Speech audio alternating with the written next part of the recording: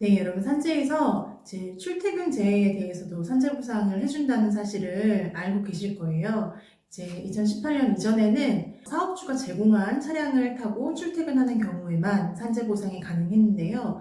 이제 2018년 이후로는 개인이 자차를 가지고 출퇴근하는 경우에도 이제 출퇴근이라는 사실이 인정이 되면 산재 처리가 가능합니다. 그런데 이런 질문을 많이들 하세요.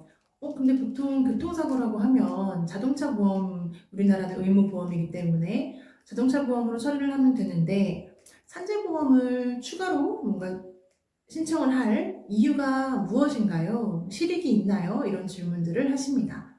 당연히 궁금하실 것 같아요. 제가 생각해도 아주 좋은 질문이고, 여기에 대해서 답변을 드리자면, 일단 출퇴근 사고가 차량으로 인한 교통사고만 있는 것은 아닙니다. 예를 들면 자전거를 타고 가다 넘어지는 사고도 생각보다 많고요. 그리고 그냥 도보로 걸어가시다가 다치시는 경우도 꽤 있어요. 그런 것도 이제 자동차 보험으로는 해결되지 않는 부분인데 산재 보험으로는 출퇴근 재해에 해당해서 이제 보상을 받으실 수 있다. 치료도 받으실 수 있고 그로 인해서 입원을 해서 업무를 못 하시게 되면 휴업급여라고 해서 임금의 70%도 받으실 수 있다. 이런 말씀을 드리고요.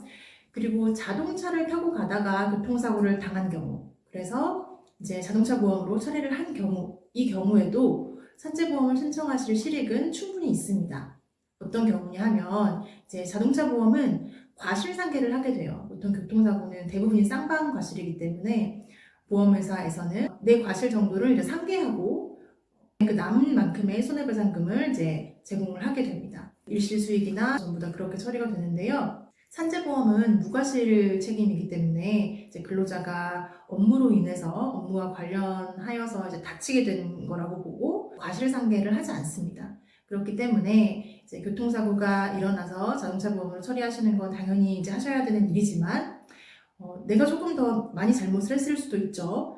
근데 산재보험에서는 그 부분을 이제 삭감하지 않는다. 그래서 이제 산재보험도 고려를 해보시면 정말 도움이 되실 거고요. 그리고 또 자동차 보험 같은 경우는 이제 과실 비율에 대해서 쌍방이 서로 다툼이 있을 수도 있고 여러 가지로 조금 보험금의 수령이 지연될 수가 있습니다. 하지만 산재보험은 그리고 특히 출퇴근제의 경우는 이제 승인율이 굉장히 높은 편에 속합니다. 그래서 승인이 되면 이제 보험급여의 지급이 굉장히 신속하게 될 수 있다. 이런 설명을 드리고 따라서 이제 자동차 보험이 있으셔도 산재보험 신청을 하시는 게 고려해 보시는 게 필요하다. 큰 도움을 받으실 수도 있다. 이런 설명을 드리겠습니다.